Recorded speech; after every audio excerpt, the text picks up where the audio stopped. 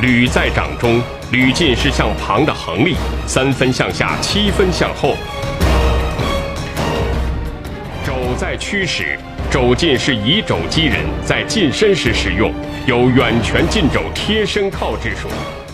旁这样的手法呢叫旁，履呢，对方按进来以后履，旁履。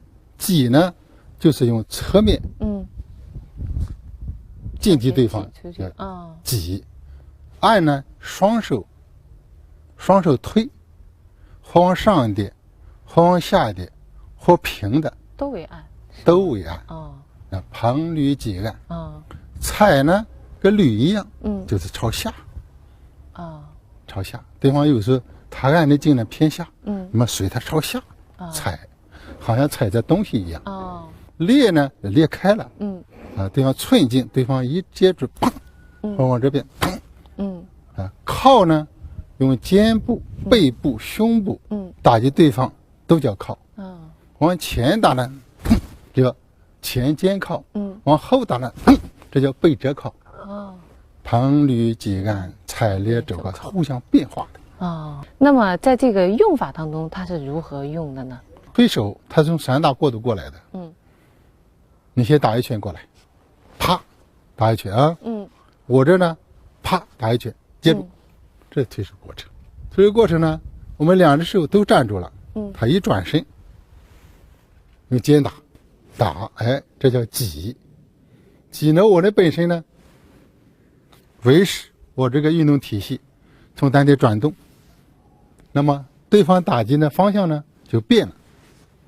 他变旁，我变按啊，一个呢蹬，他呢捋，也是保护这个海星呢，把我的力点引向那个方向捋。那么我推空呢，我怎么改变我这个力点呢？我这一变，又变回来，保证这个中心呢，我变挤，始终保持核心。对，我这一挤呢，他这一松，挤，哎，他这变，按，我这变呢，膨，膨可以膨出去，它呢也可以按到我中心，我这呢变捋，一按我变捋，它呢变挤，这是一个轴，旁捋挤按。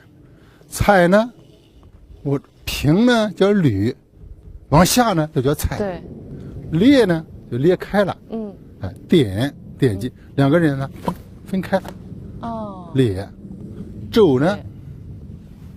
凡是用肘的地方，转到这用肘，这一转，穿心肘，不管是横的、竖的，只要用肘部打的都叫肘，踩来肘靠，躯干打的都叫靠。比方到这，小军用背打我，这叫背折靠，背折靠。我这一上步，蹬，这叫前肩靠，前肩靠，只要用躯干打的都叫靠，叫旁履挤按、踩来肘靠，互相变化。互相应用。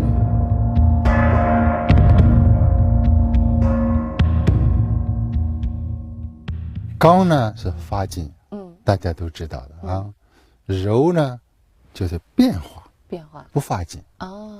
那么对方在用劲的时候呢，我们呢用柔化的办法呢，改变对方用力的方向。对方是照我们的中线，来的，我们改变了对方用力的方向呢，就把他的劲化解了，这叫柔化。那么在对方失去平衡的时候，我们得刚劲来发他的合适的部位，这叫柔化刚发。小军推我了，他推我的中线了，推我再看我这海星呢，在这里推我。不能跟他硬顶，他的力点呢不到我的中心来了，这个过程呢叫柔化，给他柔化掉了。那么他柔化，他的力点到这姿势不对了，我这刚呢在这呢下去啊，我这一去呢，这叫刚发。就柔化的过程当中，然后力量没有了，给他都已经牵引出去了，啪给他发力出去。他柔化，他要进入我的中心，那么我呢变化牵引他的用力方向，不到我的中心，到另外一边去，在这个时候呢，他也失去了中心，所以说我牵引它的过程呢，是我虚静的过程。虚静的过程。对，它实际中呢，我虚静了，那么一发，突然发力，就发到它的要害地方。在柔化的过程当中呢，变成虚静啊，在对方失去平衡的时候变成发力啊，正好体现了一个一虚一实的一个变化。啊，原来是这样体现的。对，不是首先要打人，首先要化解它，保存自己的运动体系。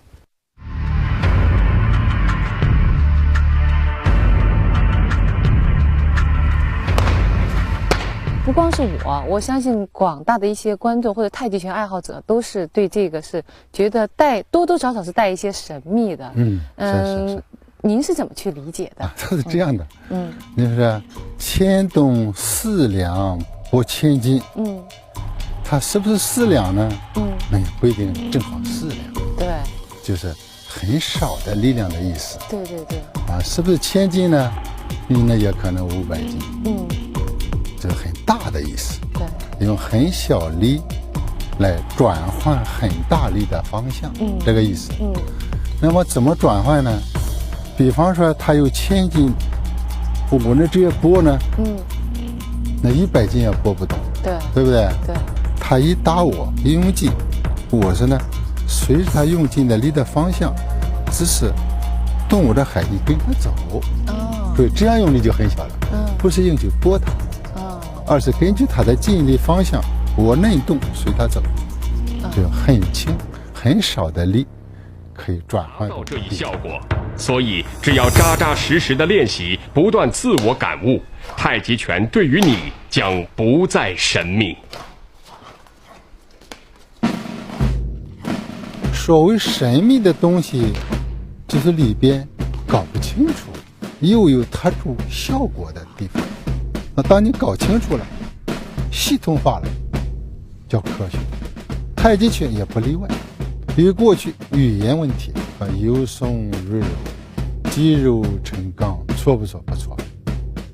那初学的人不知道是什么，又能把人打出去，对不对？又能健康长寿，又能把人打出去，里边究竟什么东西呢？搞不清楚，那就变成神秘。如果我们把里边搞清楚，系统起来，那就是科学。现在我讲这个一个运动体系，3种运动形式，如果大家感到能够听明白，系统起来了，那么我就是把太极拳由神秘转入科学往前推进。教起的人呢，把思想放开，不要盯到别人的学生身上，要盯到空白，让不知的人知道，没参与参与。宣传部门呢，做出大量的工作，我想一天比一天会有更多人了解，一天比一天有更多人